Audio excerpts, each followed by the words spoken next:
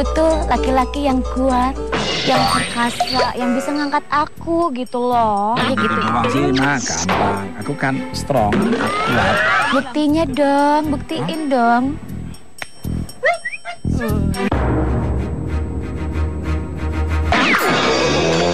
Mas Karsono, Kerasono. Karsono. Kok nempel terus ya? Ini gimana nih? Ada yang minta mau diangkat, gimana caranya? Gampang bos, gampang mengangkat. Apa nih? Kalau hanya untuk mengangkat, ini bos. Tapi bukan mobil loh, ini olahraga. Udah, kamu sekarang sana. Balik sana. Dulu ini kan udah dipegang. Dipegang ya udah hak milik. Ya. Gimana? Sedikit-sedikit duit. Sudah sportif. Yang dua itu cepet, yang cepet.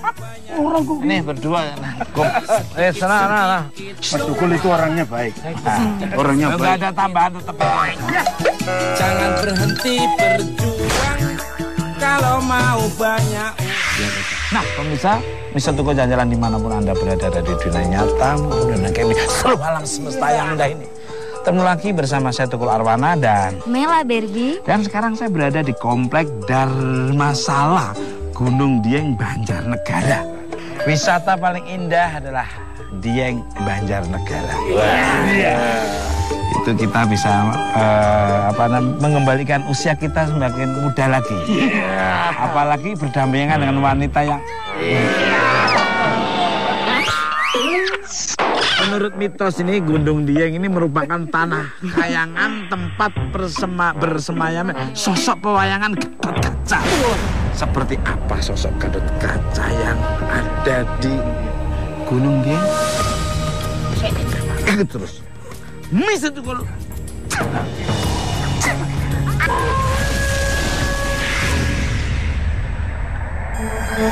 Dieng dalam bahasa Sanskerta berasal dari kata di dan hyang yang bermakna tempat bersemayamnya dewa-dewi kahyangan. Hampir semua jejak legenda kahyangan bisa kita temukan di dataran paling tinggi se-Jawa Tengah ini. Kesakralan bumi Dieng pun masih dijaga dengan baik sampai sekarang. Hal tersebut bisa dilihat dari upacara spiritual yang dilakukan oleh warga dan masih sering kita temukan di tempat ini. Salah satu kearifan lokal yang terkenal dari tempat ini adalah fenomena anak rambut gimbal dan proses pemotongan rambutnya.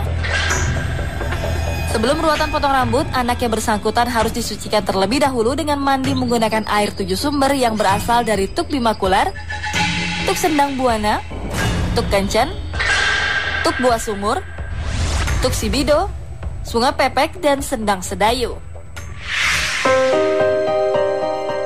Di tempat terakhir, sendang sedayu inilah anak rambut gembel disucikan dengan cara dipercikan air yang berasal dari 7 sumber tersebut.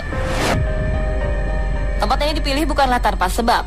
Sesepuh menyebutkan di sendang inilah tempat bidadari dari kahyangan turun ke tanah Dieng untuk memberikan restunya. Karena tak jarang setelah hujan turun di sendang sedayu inilah tempat bias pelangi muncul. Namanya kepercayaan itu Mbah Gabuk. Mbah Gabuk. Bukan Putri, bukan ya?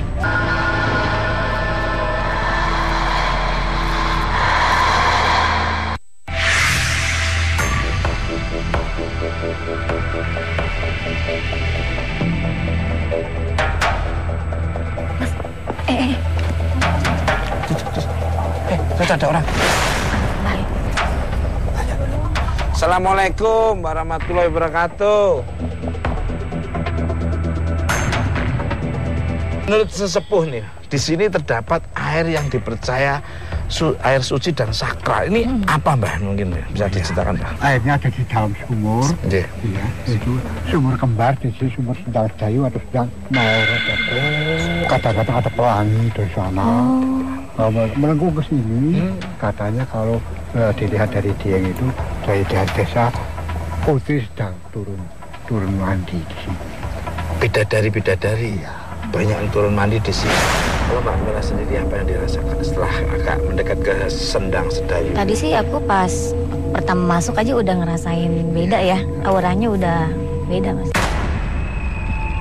Kabarnya Mbak, air ini digunakan untuk jamasan anak rambut gembel itu, Mbak. Kenapa dipilih air ini, Mbak? Apa dengan air-air lain itu tidak bisa gitu, Mbak? Monggo, Mbak. Sebetulnya air itu kan nanti dikumpulkan 7 air. 7 air tadi sedang Mayoroko, Sendang Buana, ada Sendang Padang Sari, ada Sendang Sumur, ada Sendang Sendang misalnya di Gunung Perahu, itu Sendang Kalituris, Sendang kemudian Sendang Semendung yang dikumpulkan untuk menjamasi si anak gembel. Kalau sampai nggak melakukan dengan air-air yang 7 sendang itu gimana akibatnya? Itu ya memang kepercayaan orang dulu sampai sekarang ini memang masih dipercaya kalau air sini kan air Paripitosari, air suci Paripitosari. Ya bukan untuk menjamasi si anak gembel saja, dibutuhkan tamu-tamu dari mana. Apa yang dirasakan? Lihatnya apa? Sekarang juga ada kan tadi Mbah bilang kan? Ya, berapa? Ada kurang? 2. Ada, enggak Mbah, ada 2 Mbah. 2 namanya siapa Mbah? Cantik kan? Dewi Retno Ayu Rosowulan. Dewi Retno Ayu Rosowulan. Dan satu Dewi Retno Ayu Nawang Roso. Dan Dewi Retnosari Nawang Ros. Coba dilihat ada nenek-nenek. Wajah nenek-nenek. Ini Pak. Lihat. Mama suka adik saya. Iya, aku juga mulai melinting Mbah kula Mbah. Bayangan apa tadi? Ini serius loh, beneran loh ini. Ya, Agak ini Pak. Mulai merinding asem nih. Jadi di sini tuh Mas Tukul putri tapi berbentuk ular ya kayaknya. Putri berbentuk ular. Menjelma. Oh, yang neneknya itu. Namanya kepercayaan itu Mbah Gabuk. Mbah Gabuk. Bukan putri, bukan ya? Astagfirullahaladzim. Namanya Mbah Gabuk. Pernah masuk ya, rohnya di adik saya tapi jalan. Pernah masuk di adiknya beliaunya jalannya. Nah, Mbah, tadi saya ke Dieng mencari sosok Gatot Kaca nih, Mbah. Dalam cerita pewayang Gatot Kaca itu sebenarnya itu siapa, Mbah? Itu dalam wayang kulit menceritakan masalah. Pemirsa percaya nggak? Tiba-tiba lampu bisa mati dengan sendirinya, Mbah. Iya. Padahal kan ada 2. Nah, padahal kita lagi membahas Gatot Kaca. Nggak sembarangan ini. Terus Mbah. Itu kan Gatot Kaca tempatnya ada di kompleks Jati Gatot Kaca di sana. Sosoknya. Karena di sini menjadi tempat bersemayam Gatot Kaca, kabarnya ada kawah Candra di muka. Di mana tempatnya, Mbak? Jauh dari sini 6 kilo. Wow. Nah, di manakah Candra di muka dan tempat seperti apa dan energi seperti apa nanti akan terlihat oleh tim-tim Mr. Tukul Candra. Ikut terus. Mr. Tukul.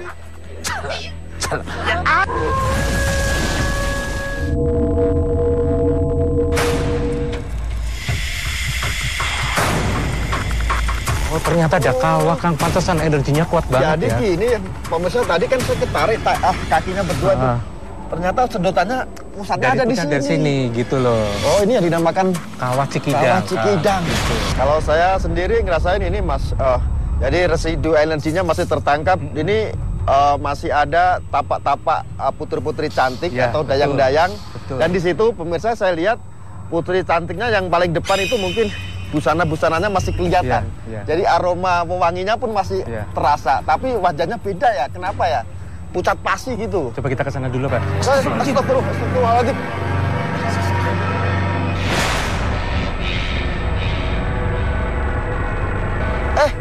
Astagfirullah. Assalamualaikum.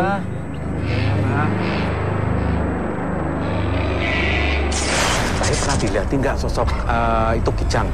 Pernah? Iya.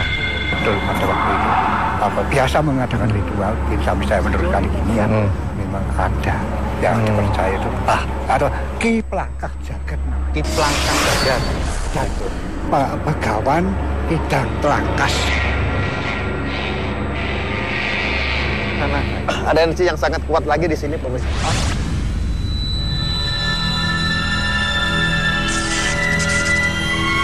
energinya sudah mulai mendekat ini. Tumba. Sudah mulai mendekat. Ini sosoknya hadir, Mas Ageng. Ya. Sosoknya hadir. Coba aku rasakan dulu ya. Ini di samping kiri saya, depan, agak depan dikit. Sosoknya udah mulai hadir.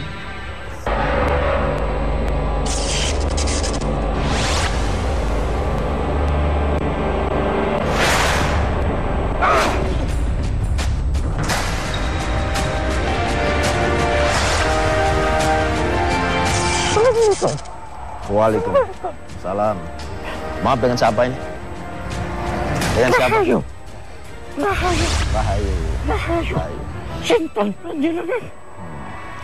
Saya dari Mister Tukul Jalan-Jalan. Mau menguak misteri yang ada di Kawah Kidang, Sekidang ini. Anda siapa namanya?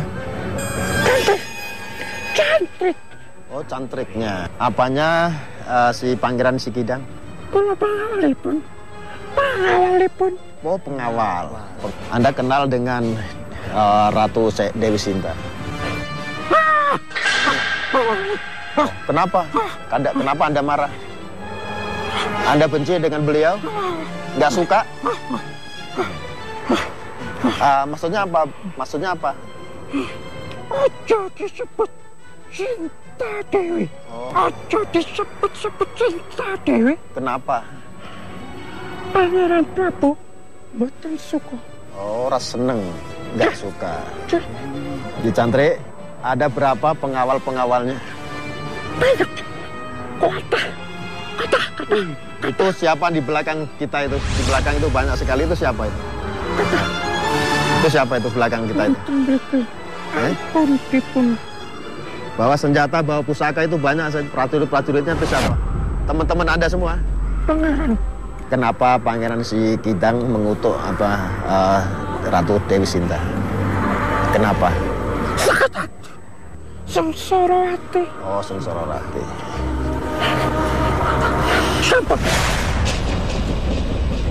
Ini mau pergi nih.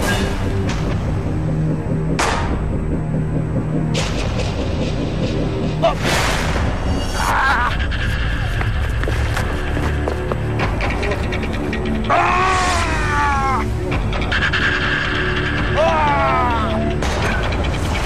Dulunya itu ada salah seorang raja yang sakti kaya raya, fisiknya itu gede, tinggi, kemudian rambutnya gembel sampai bawah.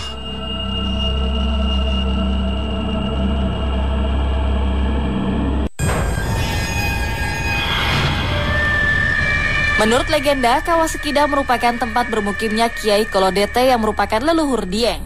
Beliau juga yang menitiskan anak berambut gimbal yang menjadi fenomena kearifan lokal paling terkenal dari dataran tinggi ini. Konon, Kawah Sekidang adalah tempat anak berambut gembel dilahirkan untuk pertama kalinya. Dahulu tersebut seorang ratu bernama Dewi Sinta dari kerajaan Kalingga yang mengumumkan diri mencari pendamping hidup. Hingga datanglah seorang raja bernama Kidang Garungan yang terkenal sakti untuk meminang sang ratu. Betapa kagetnya Dewi Sinta karena melihat sosok Kidang Garungan yang berbadan manusia namun berambut gimbal dengan kepala seperti kidang atau rusa. Bermaksud untuk menolak pinangan raja tersebut, si ratu pun memberikan syarat.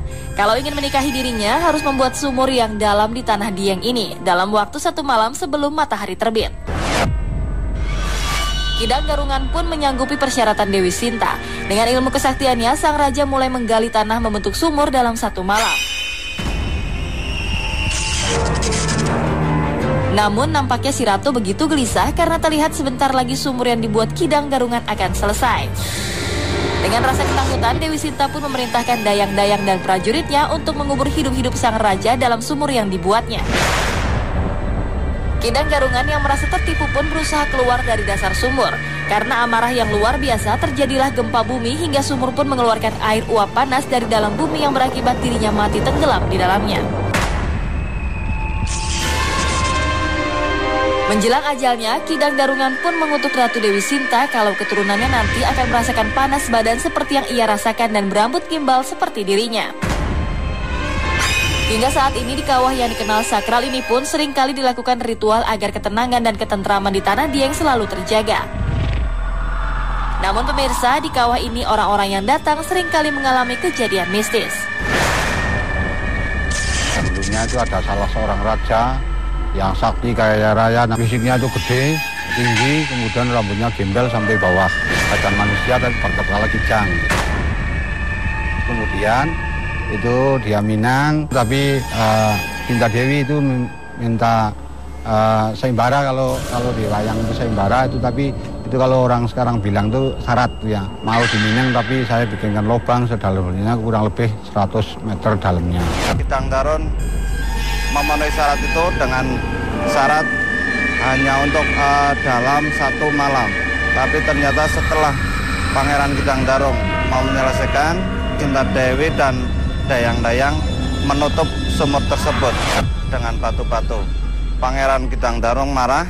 Raja nggak bisa keluar, dia matek ke seluruh kesaktiannya, akhirnya meledak menjadi kawah. Kemudian Cinta Dewi itu dikutuk sama Jagaryang itu, bahwa seluruh keturunanmu kelak akan rambutnya gembel seperti saya gitu. Kalau keturunan mau numbuh rambut gembel itu dia sakit dulu, sakit panas, kemudian baru numbuh gembel. Sebetulnya itu seperti kalau orang-orang yang dari luar sana itu biasanya ada yang bawa itu kepala kerbau, ada yang bawa kepala sapi, yang bedanya itu dimasukin ke kawah. Itu kepala kerbau juga dimasukin di situ. Sosoknya putri biasa, cuman ininya agak merah tuh. Nah, udahnya merah. Tidak hanya 1 orang, tapi udah banyak yang lihat. Kalau suara itu dia nangis kalau di sini. Nangis. Coba Mas Ageng coba. Saya penasaran. Sosoknya langsung menghilang, soalnya sampai sini tak menghilang.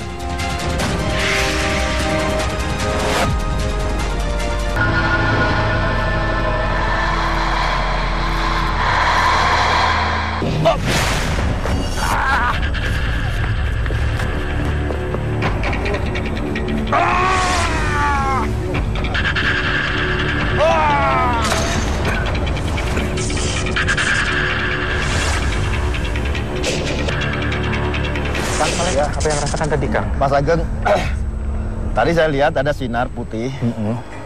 Tadi kan saya bilang, tadi ketika Mas Ageng ada mediasi di situ, di belakang itu ada pengawal-pengawal banyak dan bawa tombak, bawa pusaka.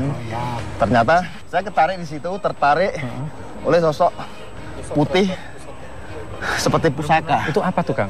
Ternyata itu tombak, dan itu ada gambarnya naga kayak gitu. Nah, itu apa Mbah? Mbah yang periso mboten? Apa Mbah itu, Mbah? Sebetulnya itu kan pusaka ya. Dan saya coba interaksi bahwa ketika beliau menggali tanah ini jadikan sumur, itu bau pusaka itu. Dan pusakanya masih ada di sini. Nggak ada yang bisa ngambil ya, Mbah? Nggak ngerti pusakanya itu pusaka apa. Iya. Pokoknya kepercayaan kami itu hanya Mbah Berangkat Jakarta itu. Itu kadang-kadang merupakan orang yang merupakan pusaka yang gede. Iya. Jadi itu penjaga di sini pusakanya itu ya, Mbah. Mas Ageng, ini dadanya kita sesak ya, agak sesak. Kita coba lagi. Ini ketarik ke sana, Mas.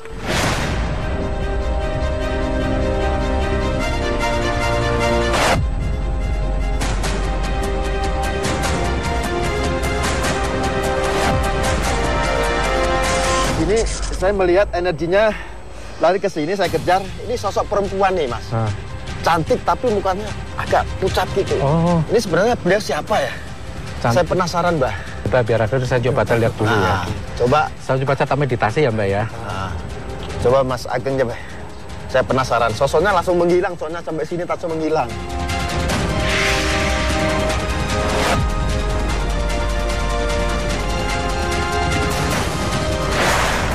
Pemirsa, ketika Mas Ageng coba meditasi, interaksi balas beliau, saya lihat tadi dari situ ada asap, tapi keluar cahaya. Dan mendekat ke depannya Mas Ageng.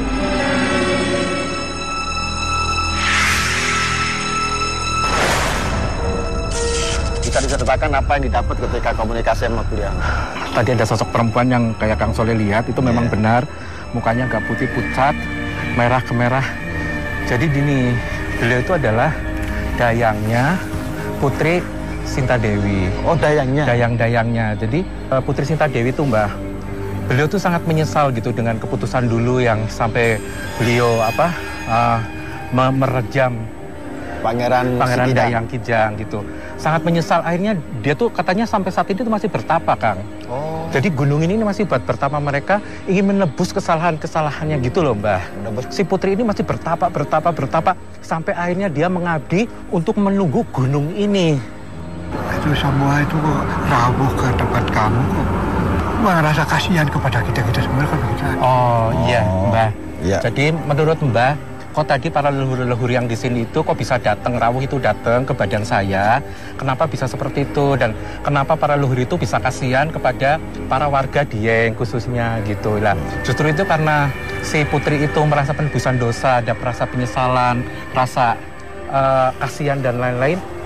Justru menolong warga Dieng sini untuk menunggu gunungnya agar tidak ada terjadi bencana. Ngono lho, Mbak. Selain itu kan ada disampaikan ketika menebus dosa dengan memotong dan rambutnya di. Jadi makanya dari kalau DT ya, kalau DT niku lho Mbah, berpesan agar rambut gimbalnya itu dibuang ke aliran Sungai Serayu atau sungai-sungai yang mengarah ke alirannya kepada Ibu Ratu Kidul, ngono lho Mbah. Bener nggih Mbah terus niku nggih? Mbah Naryo, kabarnya di sini ada kawah yang membuat orang itu bisa jadi kebal, tubuhnya jadi kuat, jadi hebat. Itu apa namanya kawah apa? Oh, itu lain lagi kawahnya, bukan kawah sini. Kawah Candra di Muka. Candra di Muka ya. Saya penasaran. Ya, saya juga. Kita ke sana ya. Ayo, Tapi sebelumnya kita mohon maaf dulu. Dan saya mohon pamit, Mbah. Ya, mari. Mudah-mudahan bermanfaat semua, Mbah. Matur nuwun, udah ditemenin, udah dijelasin ya, Mbah. Salam keluarga, Mbah. Matur nuwun, Mbah. Rahayu, Mbah. Rahayu. Assalamualaikum. Waalaikumsalam.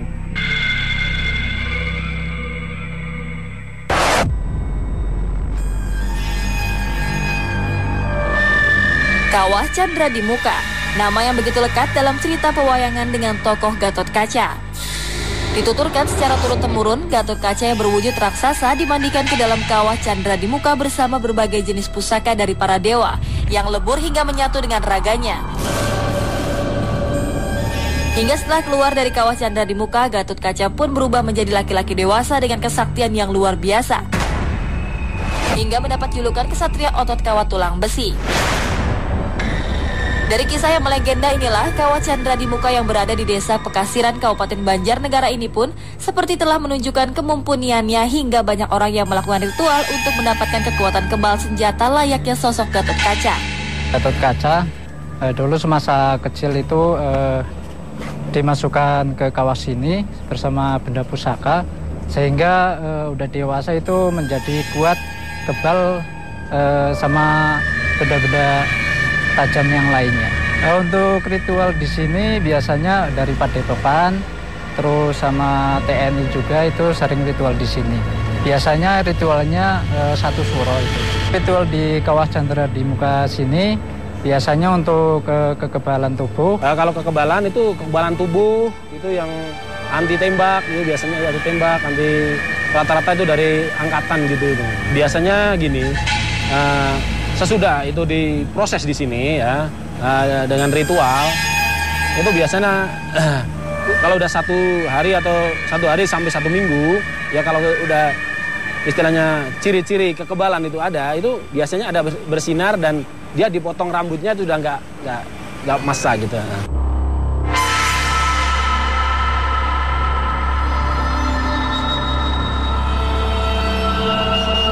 Kawah Candra di Muka.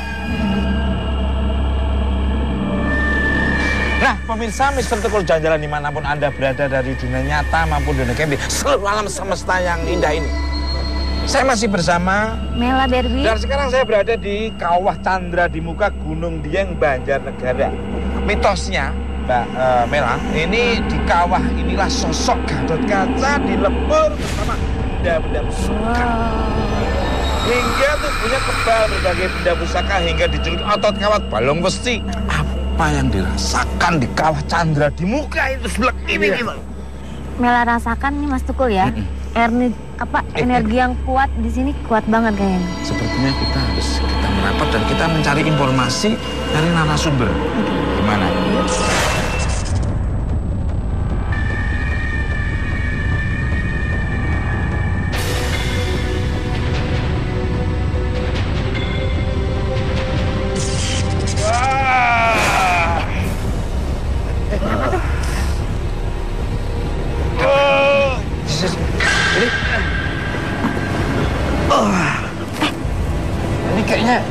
Solepati yang sana ini. Mas Ageng Kiwi. Ageng Kiwi.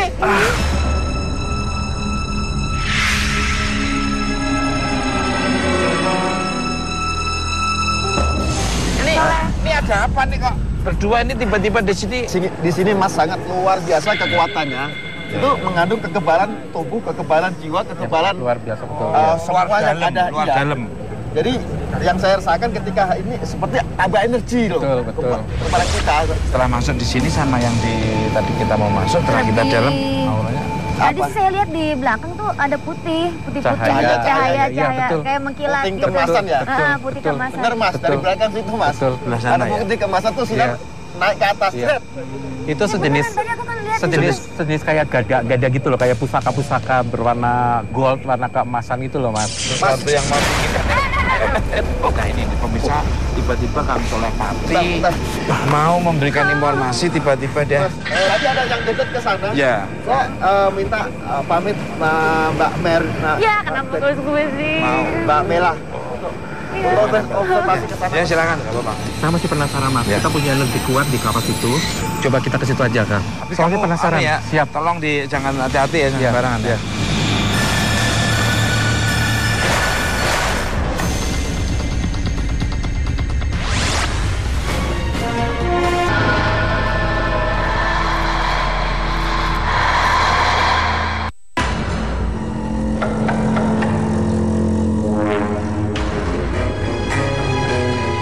Pemirsa Toko Jalan dimanapun Anda berada dari dunia nyata maupun kayak di seluruh alam semesta yang indah ini. Sekarang saya sudah menuju ke bawah dan jaraknya cuma hanya 3 atau 2 lah ya. Ini meter ya Mas. Tempatnya ini Mas Ageng. Apa ini Kang? Jadi memang saya merasakan di sini Mas sangat luar biasa sekali. Jadi di kawah ini masih banyak banget yang jaga Mas. Seperti sebetulnya di sini tuh kayak macan gitu tuh masih ada loh. Macannya banyak Mas di sini Mas, saya lihat gitu loh. Terus pusaka-pusaka banyak sekali di antara setiap pojok-pojok sudut itu ada Mas. Pusaka-pusaka yang sangat digdaya yang ditarik oleh orang. Tapi mereka nggak bisa ambil Mas. Soalnya kalau yang dapat pusaka itu adalah orang-orang yang memang harus digdaya, yang punya ketahanan tubuh yang sangat luar biasa dan punya kesaktian. Assalamualaikum. Waalaikumsalam. Ada cerita apa Kawah Chandra di Muka dengan sosok Gatot Kaca ini, Mas? Ini Gatot Kaca dulu lahirnya berupa buta, berupa jelek, jelek. Terus dengan orang tuanya itu dimasukkan di Chandra. Istilahnya istilah Chandra itu tempat penyanderaan Gatot Kaca. Oh, itu Chandra itu adalah tempat penyanderaan. Muka itu muka karena mukanya jelek awalnya gitu ya. Sehingga nanti sampai dewasa di sini, sampai dewasa sampai gagah ya berupa Satria. Ya. Kabarnya sering orang melakukan ritual di sini untuk apa biasanya Pak Mustafa? Oh iya betul. Itu untuk ritual di sini itu ada kekebalan tubuh, kesaktian, kesaktian dan juga tarik rezeki sama jodoh. Oh gitu. Biasanya datangnya tuh tiap hari-hari apa hari tertentu dan dilakukan oleh pria wanita atau ada bulan-bulan tertentu? Oh itu bisa pria wanita dan anak-anak. Itu karena untuk anak-anak biasanya ruatan Pendowo Limo. Ruatan Pendowo Limo dalam artian punya anak 5 laki semua. Iya, laki semua. Tapi di sini masih banyak yang bertapa loh Mas. Oh banyak ya. Masih banyak bertapa ya. Biasanya di mana tempatnya untuk bertapa itu di mana? Itu di depan situ di Batu Pertapan. Bisa dilihatin? Bisa lihat nggak? Bisa.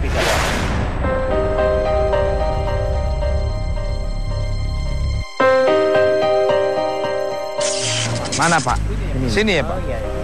Wah ini pemirsa. Posisi ritualnya seperti apa biasanya? Biasanya saya peragain ya. Pertama mandi di situ. Oh mandi di sini dulu. Mandi di sini dulu pemirsa. Biasanya berapa hari melakukan hal kayak gini? Itu biasanya ada 1 malam, 3 malam, ada yang 3 malam, juga ada yang 40 hari, 41. Setelah melakukan hal gitu, apa yang merasa dapat kekuatan itu atau tidak tuh apa yang dirasakan pertama? Kalau itu dari air ini juga ya pesan buat masyarakat.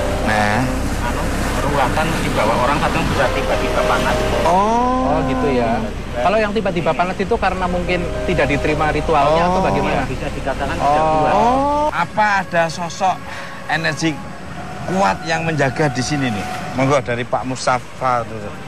Nah, ya, di sini sebetulnya ada. Ini sering kalau terjadi pas habis ruatan, atau ada yang banyak yang cerita lah habis cerita di sini ada sosok harimau di pertapan yang saya cerita itu. Iya betul. Pas ini duduk di sini, pas di batu pertapan ini. Dan juga saya sendiri ini juga minta penerangan. Kadang saya baru bersih-bersih kita dipanggil seorang cewek. Bahkan manggil nama saya. Ini kan di sini airnya mendidih sekali nih. Pernah nggak ada orang yang berendam di tempat ini? Itu pernah ada habis ruatan. Itu tahun berapa, Pak?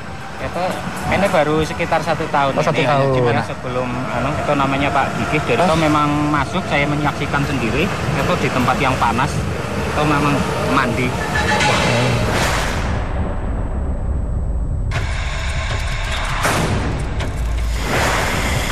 Pemirsa, saya sama Mbak Mela udah berada di paling bawah daripada kawah Candra di Muka. Saya coba deteksi dulu ya, saya jangan kemana-mana ya.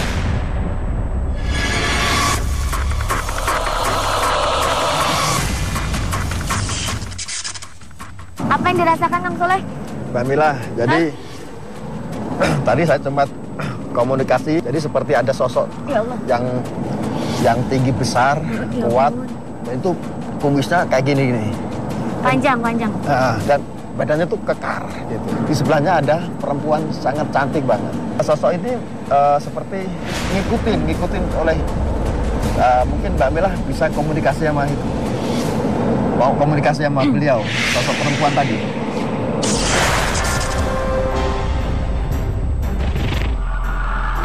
Tadi saya berkomunikasi bahwa dia itu seorang putri. Ya, terus? Tapi berpakaian indah sekali. Warnanya seperti kerajaan-kerajaan gitu. Cantik banget. Terus dia pakai mahkota nggak tadi? Pakai mahkota. Pakai mahkota. Ini saya lihat pemirsa, itu ada seperti ada mengarahkan. Ada mengarahkan ke. Saya penasaran di situ tempat apa ya? Coba saya akan telusuri lagi sama Mbak Mela. Ayo.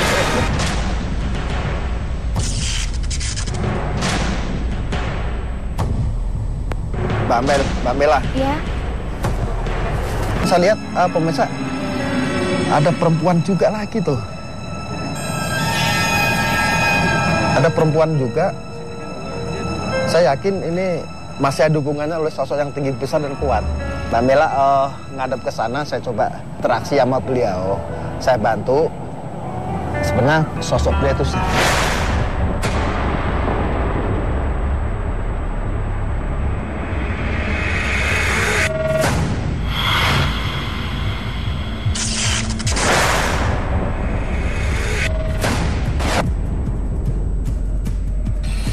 dengan siapa? Dengan siapa? Ada apa? Ini saya ingin menggali informasi yang ada di kawah Candra di Muka. Saya lihat ada sosok tinggi besar dan kuat. Anda siapa? Anda siapa? Masih ada hubungannya dengan beliau yang tinggi besar dan kuat itu? Anda ibunya, apa istrinya, apa pengawal? Oh, istrinya. Kenapa tempat ini disakralkan sebagai tempat untuk mencari kekebalan, mencari kesaktian? Ada apa dengan tanah ini? Ada apa dengan kawah-kawah yang ada di sini? Nah, pemirsa, ketika saya mau tanya lagi, sosok ini langsung pergi lewat atas. Langsung naik ke atas. Oh, masuk sana.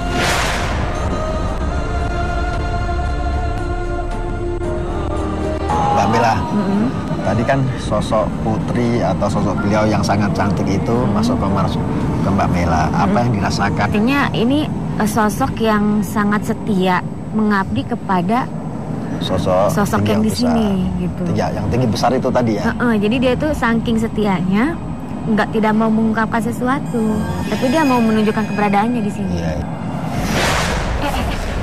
Kang.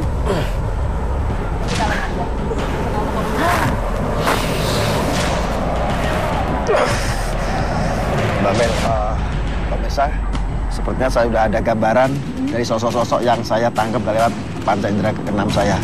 Saya akan coba untuk visualkan di atas kanvas.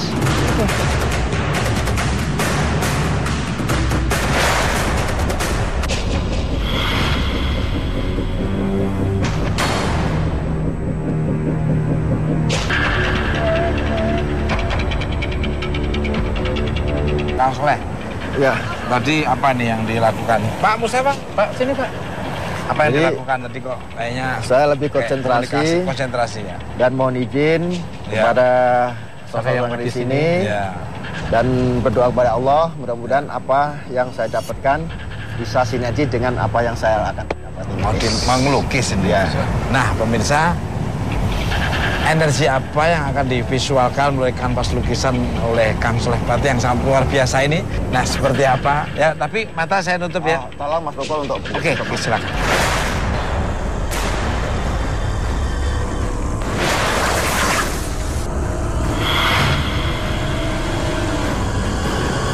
Pemirsa, seperti apa kanvas lukisan yang energi yang akan dilukis oleh Kang Soleh Pati?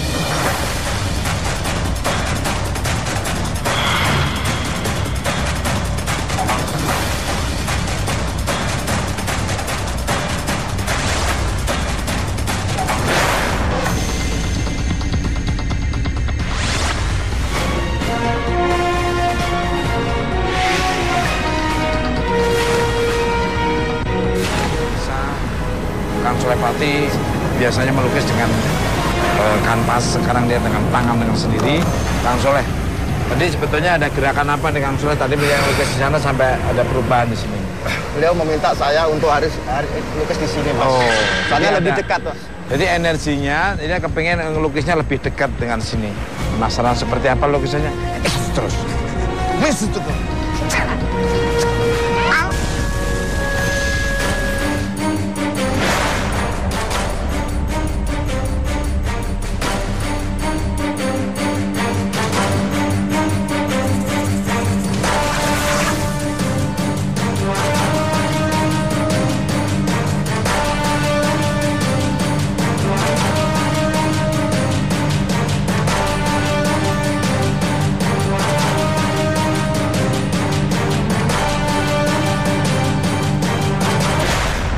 Pati biasanya kan melukis pakai kanvas. Ini pakai tangan.